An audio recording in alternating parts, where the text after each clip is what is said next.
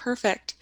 So a lot of this might be review for you. I don't know where everyone's at with Excel, but if you've ever been a teacher or taught other classes, I'm sure you've come across the fact that when you're working with students and you're doing information that builds on itself, if there's some little stepping stone along the way that's missing and then you go back to try to use it and it's not there, it takes a bunch of time more to go back and try to figure out what it is and how to fix it. So with that said, we'll just kind of start with the basics. I'm going to share my screen, which is going to have some Excel sheets up. Let me just make sure that that's all set, ready to go. Hey, Brianna, I have a question for you. Sure. Um, I don't have Microsoft, but I have Open Office. Is that going to be a problem? Okay. So what you'll probably find, I haven't used OpenOffice actually. I'm very familiar with Microsoft Suite, but not Open. So what will probably be the case is that a lot of the different functions will all be the same, but the layout and how to get to them may be quite Hmm, different. okay. So the logic kind of behind what Excel does will be similar. So as we make functions and formulas, that'll work in probably exactly the same way, but the buttons that you have to press and where to find them will probably be different. Does that make Okay. sense? Hmm. Yeah. Okay, Okay. here, let me see. So let me bring up a screen, and as I bring up the screen, if it looks particularly different, feel free to interrupt me at any point and say, hey, mine doesn't look like that. Where might I begin to look for that particular feature? So this is ultimately your class, not my class. So interrupt me at any time if you have questions or you want to talk about something more. Does that make sense? Okay. So what I have up right now is just kind of an example sheet to just kind of show a little bit of what Excel can do. And Excel for most people is a way of maintaining and storing data as well as sharing it and analyzing it. So here, let me stop my video so I don't have to watch myself talk. Um, and so this is just an example of someone putting together a sales and profit section for their business. And this is handy if you have a small business. It can get really complicated and you can put together a whole budget, put together a customer list of your employees. Really what this is just showing is some of the different ways that this looks. This one's built into a table, which gives it all kinds of filtering options. And then you can take your data and put it together into meaningful charts if you're trying to present information for a business or for friends or just for some personal project. Another option that Excel has is for data analysis, and that particularly goes into statistics. And this is what's called a pivot table, which hopefully we'll get to in the coming weeks. And this allows you to do statistical analysis on the data you're working with. And then there's another option, which is pretty cool, called Smart Art, and hopefully we'll get to it to the end of today. And this allows you to have your data presented on one side and then put it together in some kind of meaningful graphic, like a chart, but just a little bit differently on the side. And it helps really put together information that you're working with. So these are just some examples. I'll pop up the first screen to start working in. Here we go. And the first thing I want to talk about, just so we're all kind of on the same page as we're going through, is navigation. And if you've worked in Microsoft Suite before, Excel looks very much like Word and PowerPoint. It has this menu up at the top and all these different little tabs. And we won't go into each of them in depth, but as you click on them, you can see they have all these different tools underneath. And if you're ever wondering what a particular tool does, you can just hover your little mouse over it and it'll give you the name, usually a little shortcut, and a little description of what it'll do. So in this case, the table, it says Control T, that brings up a table, and you create a table to organize and analyze related data. Makes it easy to sort, filter, and format data within a sheet. And so that one's pretty straightforward, but maybe if you're looking at something a little more complicated, like a slicer, okay, it says it's a way to filter data more visually. So that's That's a helpful thing just to know.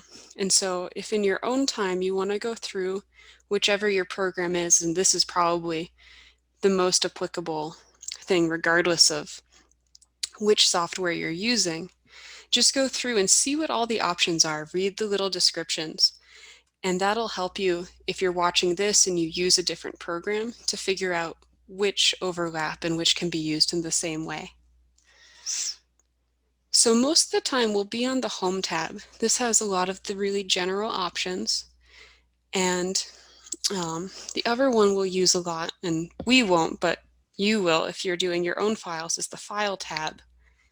And this is right where you can start a new document, you can open an old one, save it, save a new version of it, print it. You can also get to, from options, all of the global settings. So say there's things that don't look right in your version and you want to adjust it.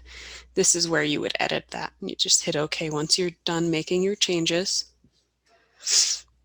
And you can, from that File tab, you can either hit this back arrow or open it up, hit the Escape key. There's a lot of keypad shortcuts that are helpful in Excel, so we'll probably mention a few of those. Escape is one to get back to your main screen. So now that we're back on the home page, something else I want to point out as we navigate is these little symbols down here. It looks like a little right angle with an arrow pointing down, and it opens a dialog pop-up box.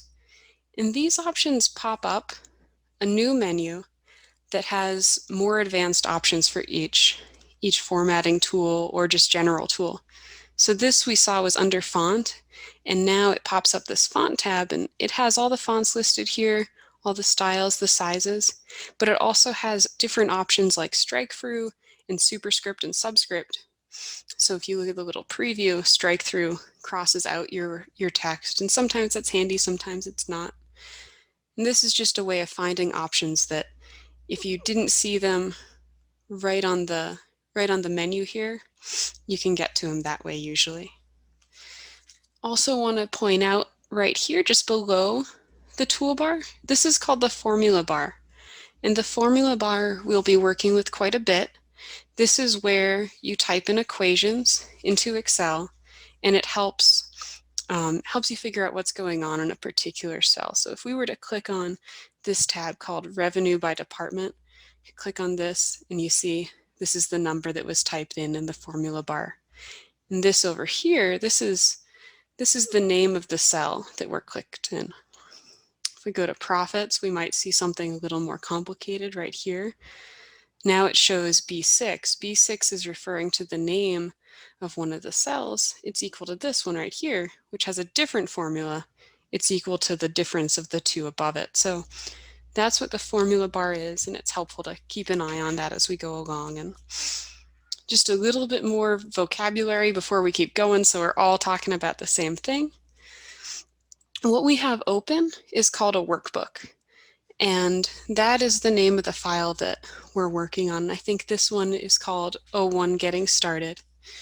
So that's a workbook, while a worksheet is the name of these little tabs down here that we can scroll through within the workbook. And you might have just one open if you're working on something pretty simple, or you might have many open as you're going through. So just a thing to keep track of, and you can add them, you can copy them or delete them. Say we wanted another worksheet that was the same as this profits tab. We could right click, and you can see it has these different options here. Move or copy was the one we would use. So you just got to read through and find the one that you want. And you can see when you click that, it gives some different options about where to put them. We want the sheet before to be the profits one, and we want to keep it in the same book. Oh, here we can move it even to the end, so we'll hit OK. And now, let's see, did it do it? Didn't quite do it. What did I do wrong? Here we go. Forgot to check the box create a copy. So the fine print is important. There we go. Now we have a second one of the same thing. So that's just a way to help you navigate the workbook that you're in. We'll delete that real quick. And then at the very bottom, just below that, this is This almost looks like it's part of my desktop, but it's still part of Excel. And this is called the status bar. And the status bar is important only because it kind of pops up these messages if you're using different things. So you can read at the bottom, if you follow the mouse, it says ready, and it says numlock. And what that means is I have the numlock on my computer, and sometimes you don't want it on, sometimes you do, and it'll give me the same sort of warning if I put up caps lock. And you can edit what it displays for you. If I right click, these all selected are things that it will show me. So you'll see one of them even is average. So what I can do is if I were to highlight a section of my data, say the expenses section, now at the bottom it's showing me the average, the count, the minimum value, the maximum value, and the sum. And so that's just an easy way to see different things that are in the document, just kind of at a glance. Does that make sense? Okay. So just a couple more terms and then we'll get going here. Columns. Columns are our vertical sets of data. Rows are our horizontal sets of data. Whenever I say a cell, what I'm referring to is a particular little box on the page. So each of these is a cell. And you can navigate around a little bit by hitting the arrow keys on your keyboard. So that's what I'm doing here. A fun trick, not particularly necessary, but interesting, is if you hold down the Control key and press the right arrow, it brings you to the far right edge of your data. If you hit it again, it'll take you to the very end of the document, and you can see these are all labeled with an alphabetical code, the last one here being XFD, which corresponds as a random bit of trivia to 16,384. And then you can go back by hitting Control. I'll turn off numlock so I can hit the Home key. Now I'm back to my data. Control Home is helpful if you ever end up somewhere in the great void that is Excel and you just want to get back to the upper right of your screen. Control Down will take you to the bottom of your data. Oops, here we go. And then to the bottom of the sheet. So you can see once again it goes really far, and hit Control Home again and we're right back. So just some handy shortcuts to get through. And then lastly, at the bottom of the status bar, we have these different page views. These can be helpful if you're trying to figure out, say, what it'll look like as you print, or maybe what it looks like if you're trying to see it. So this says it'll print it as one page here and a second page there. This one is kind of more what it looks like as a Word document, but most of the time we'll just keep it as a normal workbook, and I'll zoom in a little bit to make that a little clearer. And you can zoom either by using your keypad and spreading it out like you were using a touchscreen, or you can use this bar down here and click the little plus sign to zoom in a few times. Either way will work just fine. So that is kind of the basics of navigation as far as finding what you need when you're navigating. Say you're looking for something pretty specific. Say you want to maybe insert a new row at the end of this and you're not sure what to do. A handy trick to just kind of get some options and see maybe what'll work is click somewhere and then right click. See what'll happen. It'll pop up different options. Now here's an option that says insert.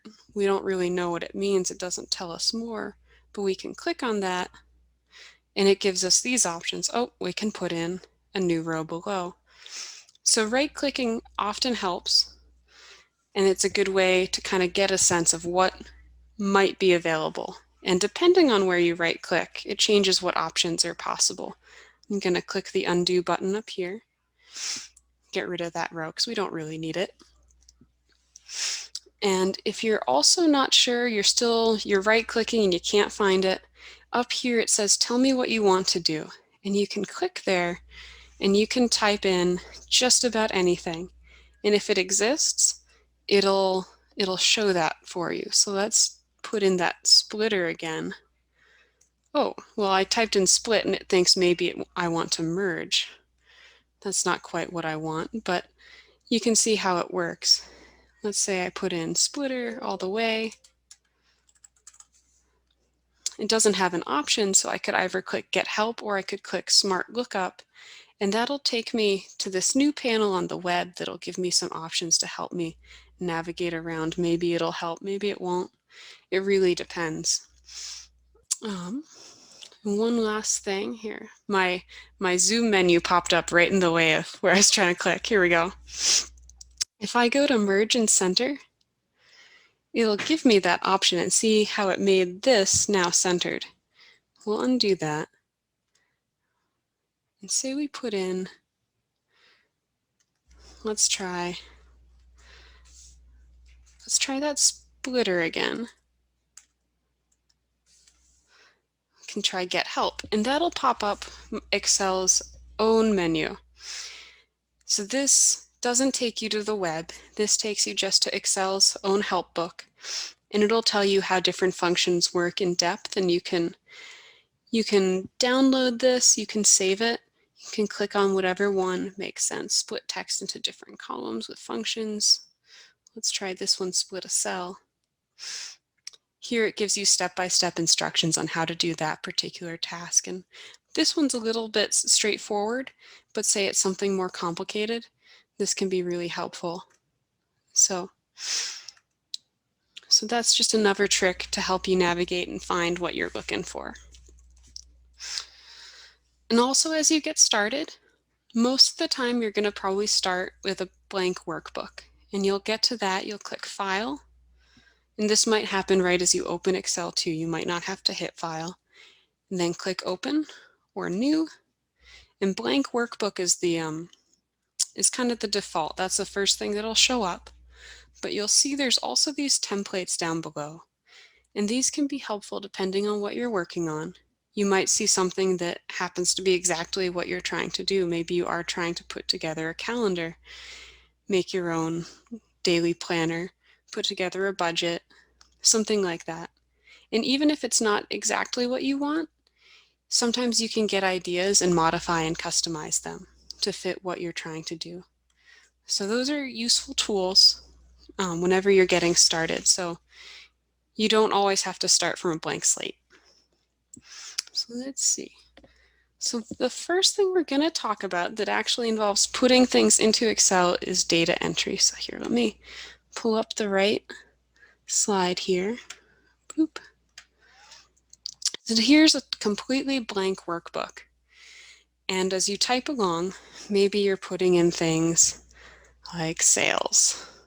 You can just click, type, and when you're done in the cell, you can either hit enter and it'll move you down, or let's say we put in expenses. So enter brought us down. You can also just hit the down arrow too. That'll work as well. Let's say I put in, well, I mistyped there. If I'm still in the cell, I can just use the, oh, and I select it out. So this is where Excel can be tricky. If you double click, you get your cursor back in. If you just click, you only select the cell. So here, now it's fixed. We can keep going. The tab key moves us to the right as opposed to down. So those are handy tricks. If you're typing along and let's say we're back in the profits, maybe we delete that and we say we get to here and we hit the left arrow key. We wanted to put another word in front of it. It'll still let us move around. But as soon as we get to the end of the word and hit the right arrow key, oh, this one it doesn't do it too. Interesting. Sometimes I'm learning new things.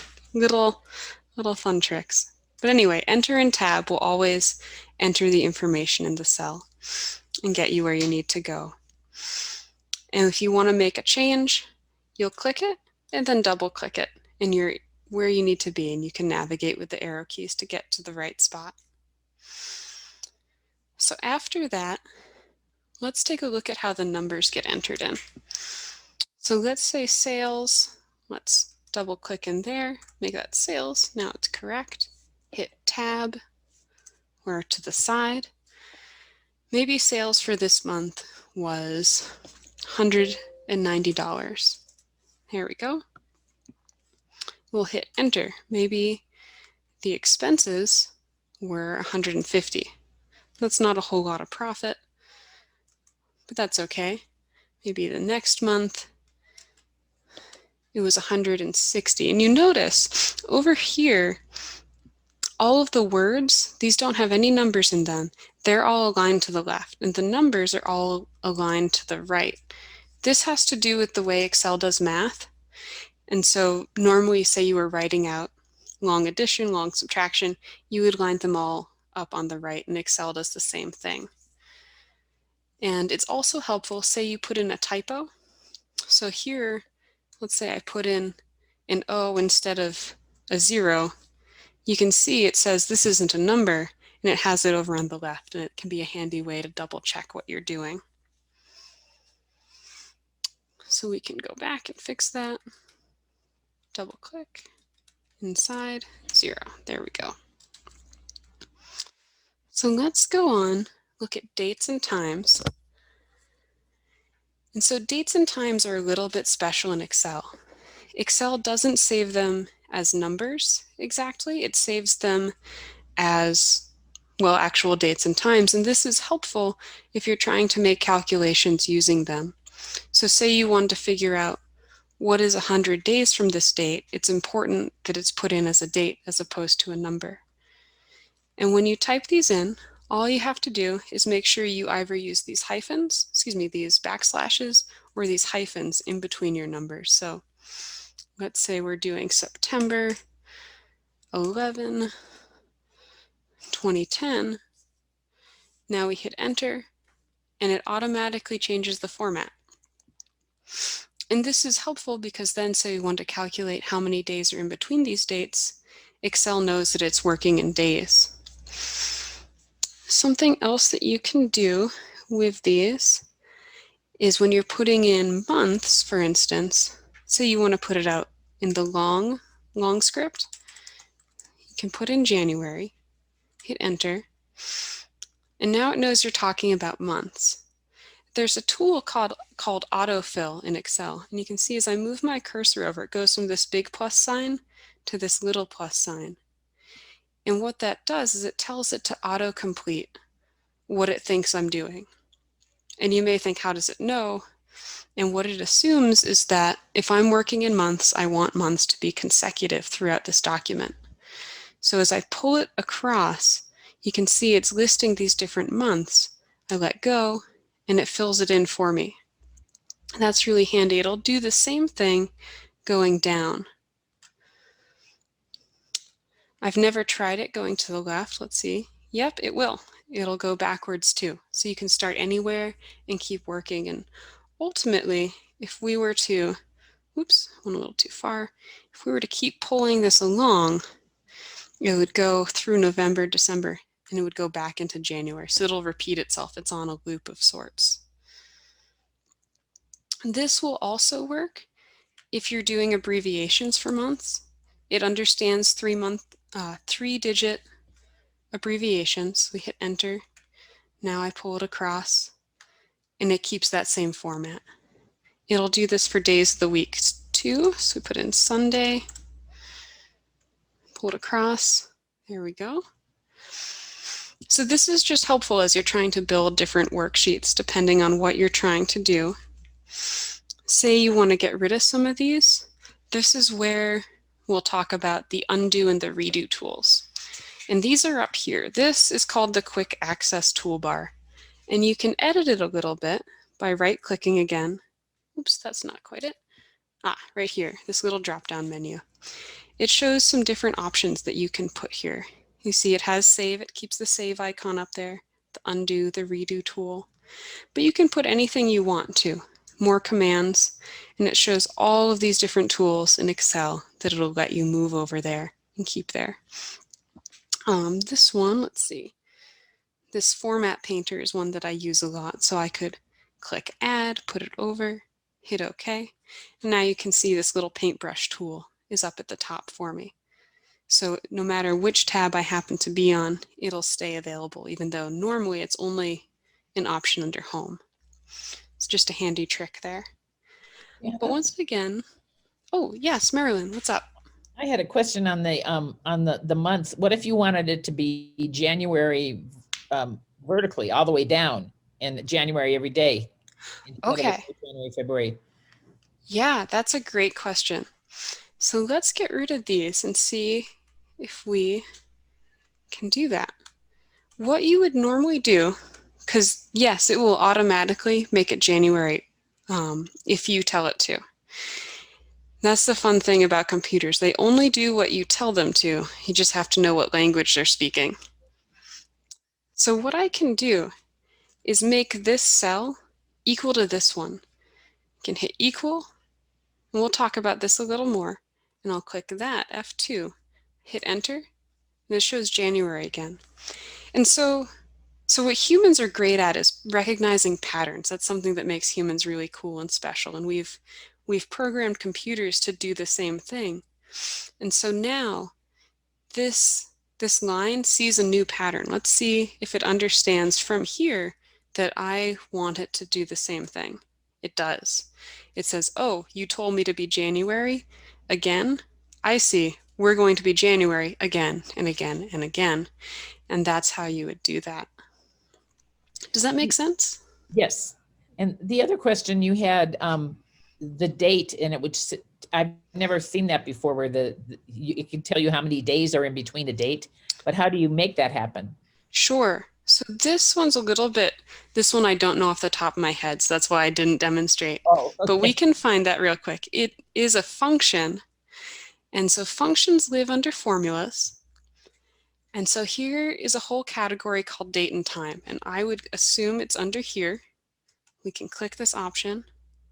Let's see, we have date, days, and these are another place where you can hold the cursor over, see what it says, and this is how I would figure out how to do this. So it says day, okay, returns the day of the month, days, returns the number of days between two dates. Perfect. So now we know that that's what that is. We can click here, maybe right here. So we'll say this equals, and we'll go over the syntax of this in a minute. We'll put in that formula that they gave us, and it was called days. Double click there, and it tells us what to do. It says end date, start date. So the end date, this is the end date in this case, put in a comma. Now it says put in the start date. Click that, close the parentheses, hit enter. Oh, well, that doesn't make any sense. So clearly this wasn't the right one. Let's see.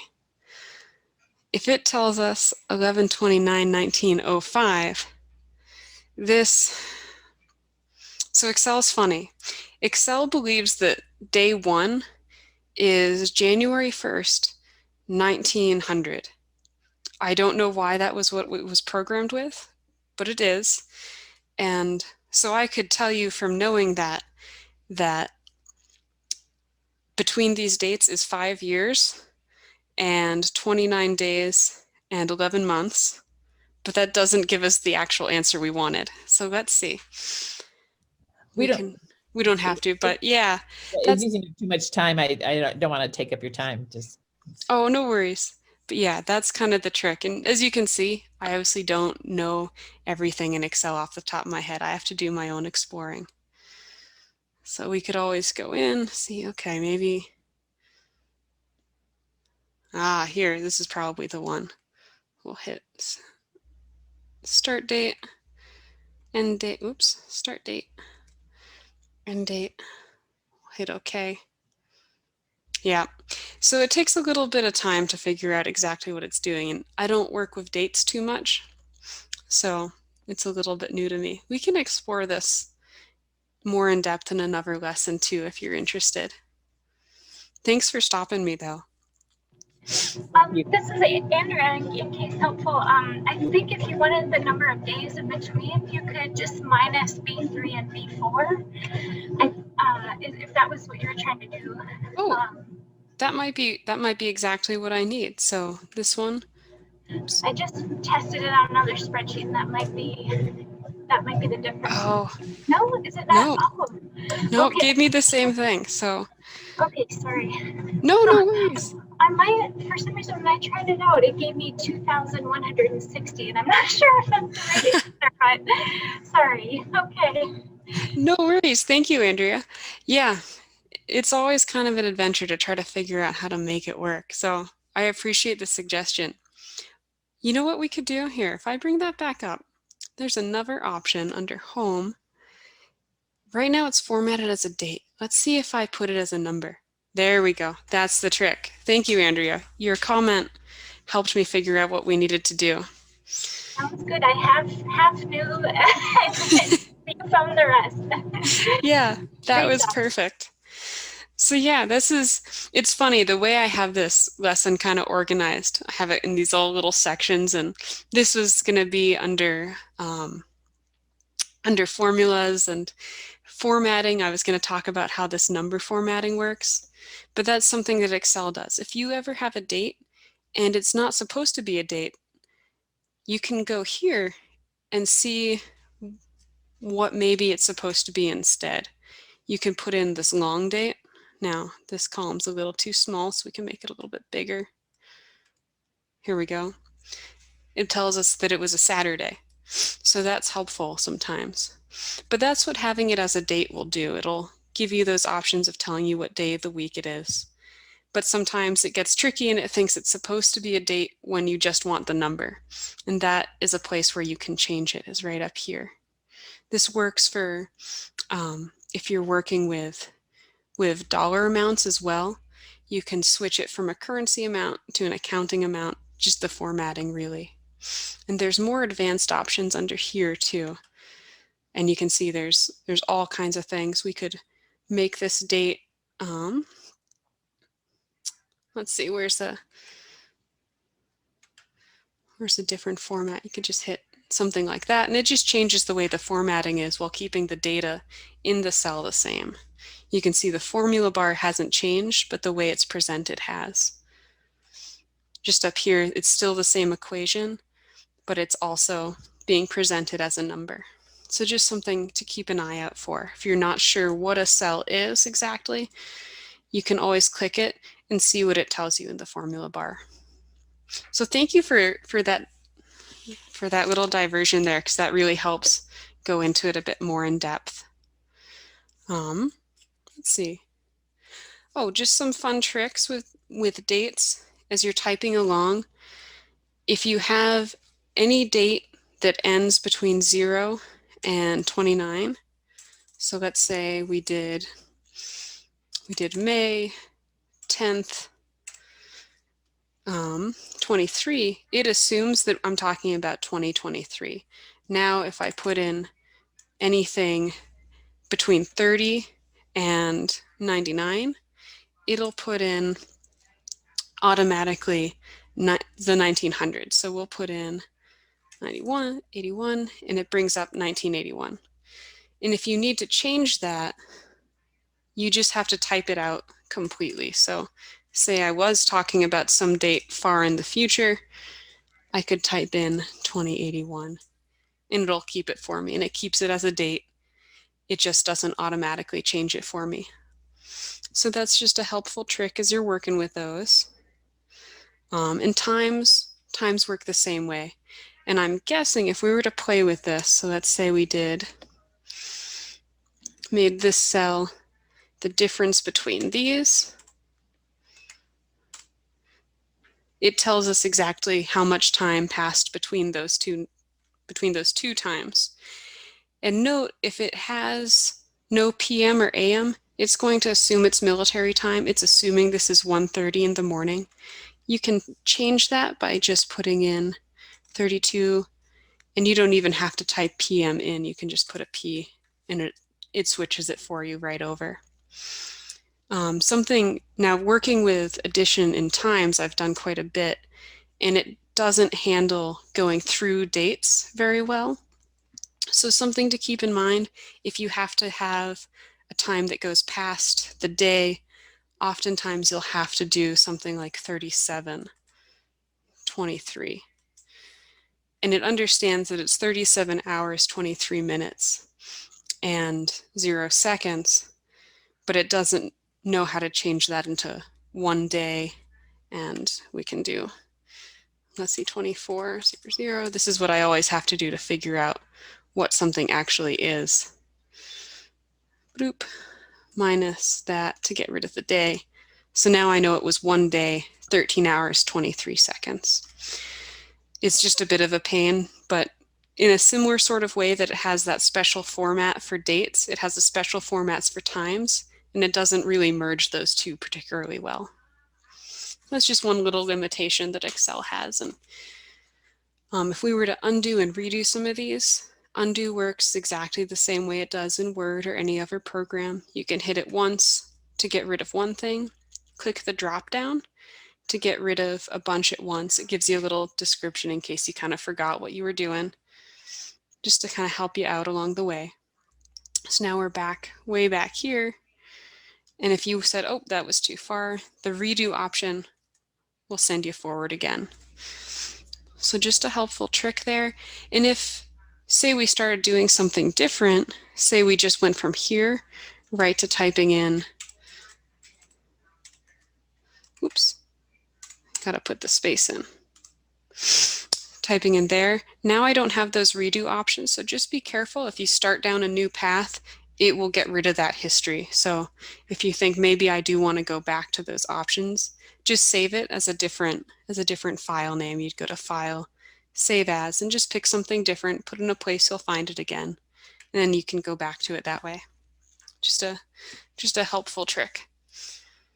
So that was kind of the getting started options. So let's go into a little bit of formulas, and we've already explored these a little bit. Anytime I put in equals into a cell, that's an example of a formula. So here I'll bring up that document.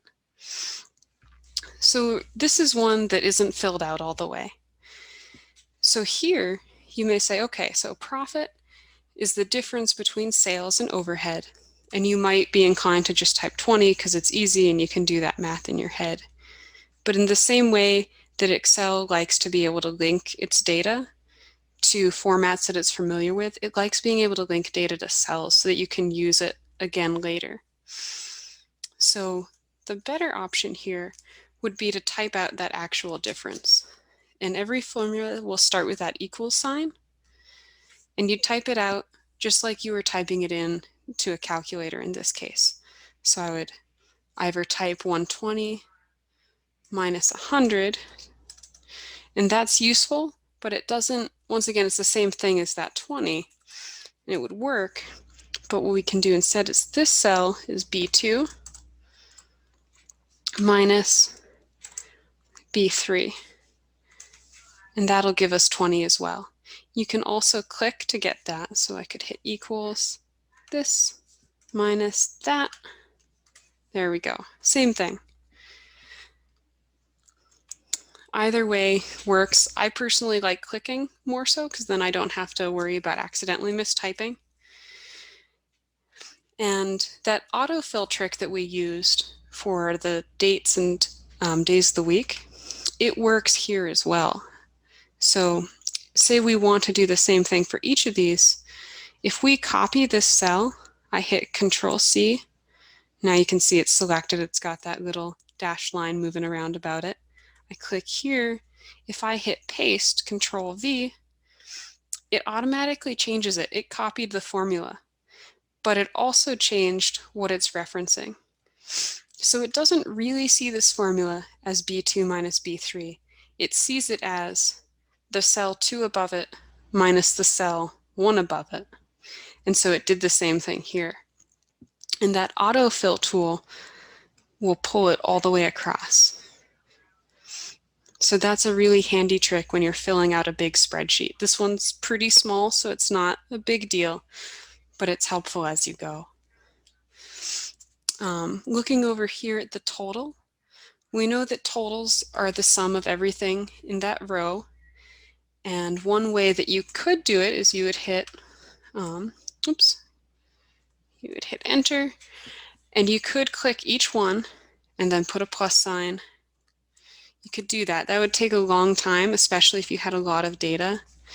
And you might think that you could put all of this in, but it doesn't know you're trying to add it yet. So you don't want that. So you can get rid of that. And this is where all the functions that are built into Excel come in handy. And these are probably going to be the same between Excel, Numbers in Mac, or using Outlook even. Whatever format you're using will probably have these same functions. In Excel, this one is called sum. It might have the same name in those other programs, but it'll depend.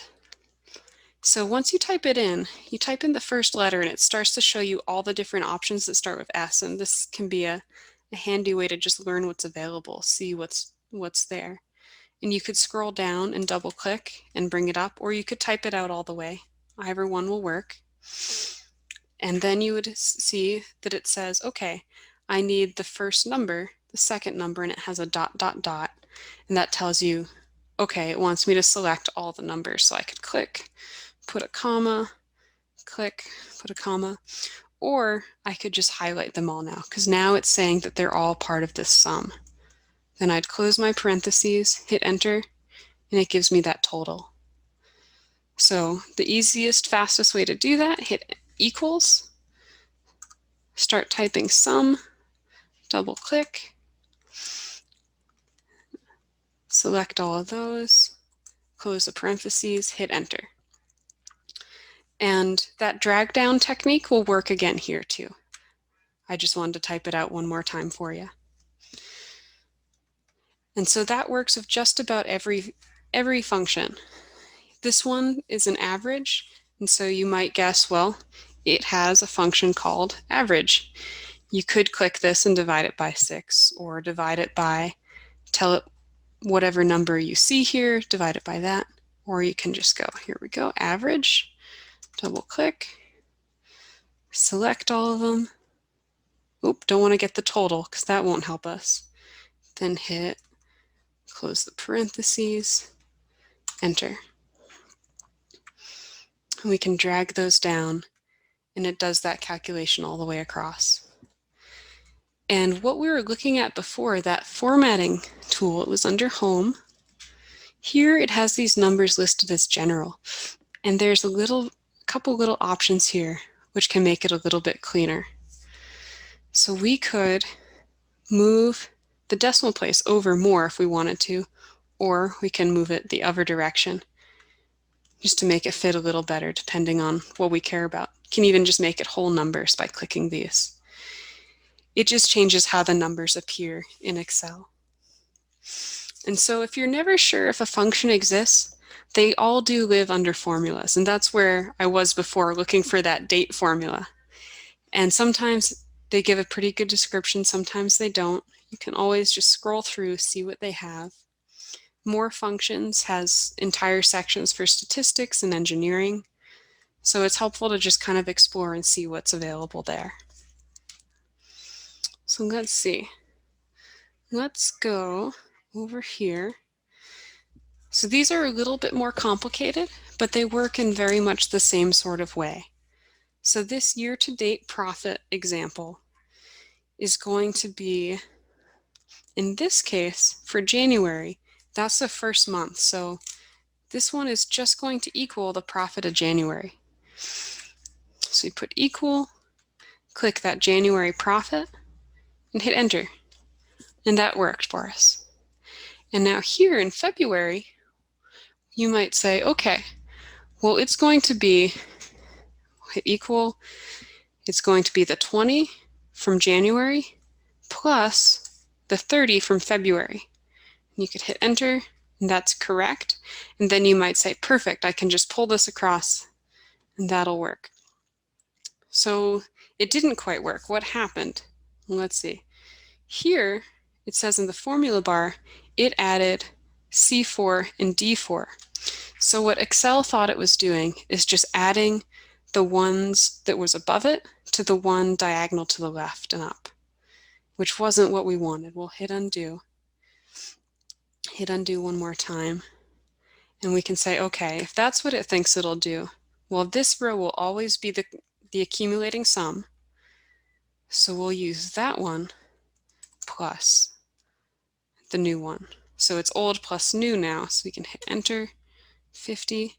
And now every time, say in this cell, it'll pick the one to the left and the one above it every time as we drag it across. So it takes a little bit of putting yourself in the perspective of the computer and trying to figure out what it thinks it's doing. Sometimes it's a little hard to really see, but we can always click up here, look at the formula bar, and see what it's trying to do. It says, okay, C5, here's C, here's 5, right there. There's C5, D4, here's D, here's 4. Okay, it's pulling from these two. This one is pulling from those two. And that's a good way to just check, make sure it's doing exactly what you want. So let's see. We can now, from the total, this is just a fun trick. It will keep on going for you. These ones already have formulas that it'll pull down and apply to this new row. So this is helpful as you're just building your worksheet to know that it will automatically change things for you. Percent increase is going to work pretty much the same way. You just got to remember what the formula for percent increase is. In this case, it's what you have plus what you, minus what you had before divided by what you got before. So this one in January doesn't make much sense. There's no before to work with. So in February, we'll say that it's equal what we had minus what we had before divided by that value that we had before. And we look at this and it looks like it's right. If we were typing it in a calculator, that would work. But Excel is a little bit finicky and it wants you to use your order of operations from, I don't know, math back in the 8th grade perhaps. So it just wants you to know that, that if I hit this, it won't give me the right answer. I have to go in, and you can edit formulas up here just as well as you can inside the cell. I could double click, or I could just click up here. And it wants me to put these parentheses in to know that it's doing that first. So I'll hit enter. Now it gives me the right number. And just as a little refresher, this is our order of operations here. Anything that's in parentheses, Excel will do that first. Then it will do any kind of exponents. Then it will do your multiplication or division, and then it'll do addition or subtraction. So just keeping that in mind is important. So just again, say we were starting with that to begin with. We would put in parenthesis, what we got, minus what we had before, divided by what we had before. Hit enter, and it's 1.5. And now 1.5 granted is not a percent. We could go to home, go to this general, and tell it that this is a percent. So profits increased by 150% here. And then we could pull this across and it'll work just fine. And what having these all linked together is helpful for is if it changes. So say here in February, maybe the sales were actually higher. Maybe they were 180. Once we hit enter, it'll automatically change everything else that's linked to that. Hit enter. The average has gone up. That percent increase has gone up. This one's gone down because now this one isn't so much higher than that one. And you can see it makes a difference as we go along. So anyway, it also occurs to me that I was doing these incorrectly and I was using the year-to-date profits. So let's see what happens if I edit this one to be the right numbers. So C5 becomes B4. This one becomes C4. This one becomes C4. Hit enter. So now it's showing something wrong. What did I do here? And if you're ever confused about what's going on, this is once again where I gotta look back and say, okay, what did I do? Okay. So I said that it was C4, that's 50. Oh, I put it in the wrong order. That's what I did. So we'll put in parentheses, C4 minus B4, close parentheses, divided by B4. There we go. Now it's correct again. Can pull it across and it'll update that for me. So that's just a handy trick as you're working along, and these now make sense because there's no difference between 50. There's a little difference between 50 and 65. And so just always check, make sure what you're doing looks like it's making sense. So there's that example there. When you're working with these formulas, something else that's important to remember is you don't always want it to reference what you're working on. So those referenced cells above it and below it and beside it a lot. Here, maybe we don't want that. Maybe we want all of these salaries to increase by 1%. So here we would start off the same way. We'd hit equals, and every salary is going to start with where it was, plus that salary. And over here, I've put a little percent increase. This is going to apply to everybody. So multiplication in Excel is going to be the little star symbol. I have it on the number pad. It might be different on your computer. And then I click here. And we don't need parentheses because we want that multiplication to happen first. And I'll hit enter. There we go. It's all set. Now if I pull it down, notice these ones don't change. So what it's doing is it's pulling now from H2, which doesn't have that value that I want. So what I can do instead, if I go up here, is I want to tell it that no matter what, pick this value. And the way you do that in Excel, if we go into our formula sheet, I'll double click so we can see it here. It uses dollar signs. I don't know why it shows dollar signs, but that is the way that Excel works. It's completely arbitrary, and it just was how the programmer decided to do it. And you put a dollar sign in front of everything that you want to keep the same. And H will designate the column. This is our column H. 1 designates the row. And we want both of those to stay the same because it's staying in the same cell no matter which row we go to. I'll hit enter. And we'll drag it down again. And now they've all increased by that 2.1%. Honestly, if we were in here, we really only have to put it in front of the 1. That's because it's not like it's changing columns at all, but it's just a good practice to keep it in front of both numbers if that's what you're doing. And if you're typing along, let's say I want the same column over here, say, equals salary plus the salary times this new percent. What I could do before I hit that is I could click the F4 key, and it's hard on my laptop. It doesn't like for me to do that. So I never do, but in theory I'd be able to. And it would put the dollar signs in for me. You can see all these errors popping up because that key actually connects to my microphone and it gets all upset. So you would just type in dollar sign. Now it's just being upset with me because I messed it up. Here we go. Times. There we go. And we can put in. Whoop.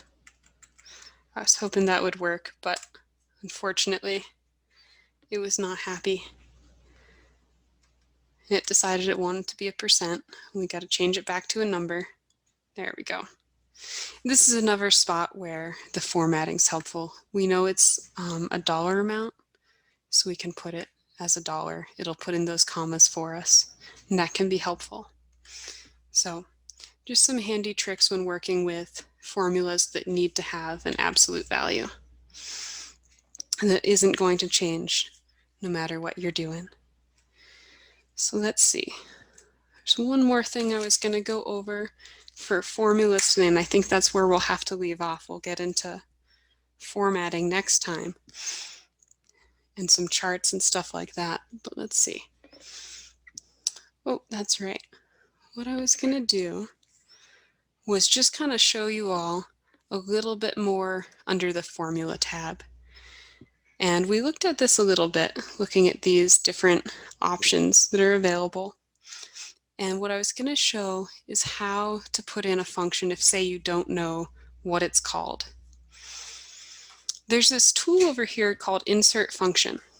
And when I click on it, it brings up this dialog box. And it lets you put in a description of what you're trying to do. So maybe I want to rank these salaries in their order of biggest to smallest, or I just want to have a value for that next to those numbers. So what I can do is I can say maybe rank salaries. And we'll hit go and see what it does. Okay, it has a rank, EQ, it has a rank. There's all these different ones that it pops up, and it gives a description of each one. And this can help you narrow down what formula you're looking for, depending on what it is and if you know a little bit about what it might be. So, okay, here's one. This is probably the one I want. And it gives me this different option. It says, okay, here's all of the numbers. Looks like it wants me to put in. Number is the number for which you want to find the rank. So I want to find out this one. So, and then reference is an array. An array is a list of numbers. And so this is what it's comparing it to. So I'll click outside, select all of these, because I want it to compare to all of its salaries. And the order is already set up. So let's hit OK. This made it a... Oh, that's right. I had changed this cell to accounting so I could get the numbers before, but we just want the number. So this is the 8th salary, 8th highest salary of our group. We can put that over like that, then scroll down. And it shows, okay, that doesn't quite make sense. Let's try again. Rank.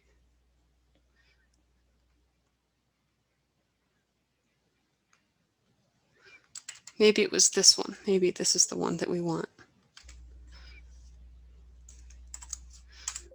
And it throws me an error. It says, okay, so that one's not right. So I need to put in something first. Put in the number, the comma, then all of that. Enter. Ah, okay, it gave me 8 again. 8, 3, 9. Okay. So this is another example where I'd have to learn a little bit more about the formula to make sure it's doing what I want.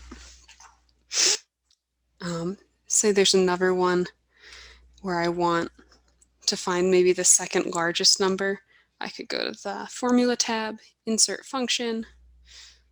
Maybe I want second largest in a group. There's a second.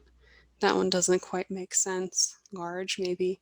Ah, so this one will tell me from a big list what is the right one. So from all of these, which one is the second largest? We'll hit OK. This one.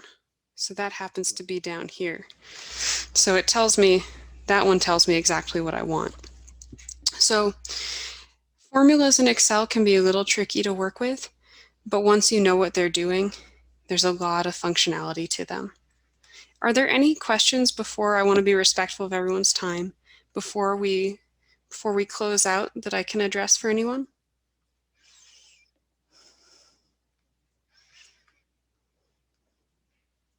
No? Okay. Well, thank you all so much for listening. I appreciate seeing you all today. It's so good to actually see faces while I'm talking here. I'll turn my camera back on for a moment. We'll stop sharing. Bring back up the video. So So thank you all so much for being here. And if you have any questions, feel free to put them in the chat or ask afterwards. And if not, have a wonderful day and hope to see you next week. We're going to hopefully next week go through all the formatting options, maybe go back to those formulas that were a little bit tricky today. Thank you very much. Okay, Yeah. thank you. You're welcome. I hope you all have a wonderful week. Thank you. You Great too. job wrestling with Excel on the fly. Yeah, you know, doing it as a screen share is interesting. Well done. Yeah, you're doing great, and I'm gonna learn a lot. I definitely looking forward to it. Thank you. Yeah, thank you, Andrea. Good to see you. Mhm. Okay, thank you. Thank you.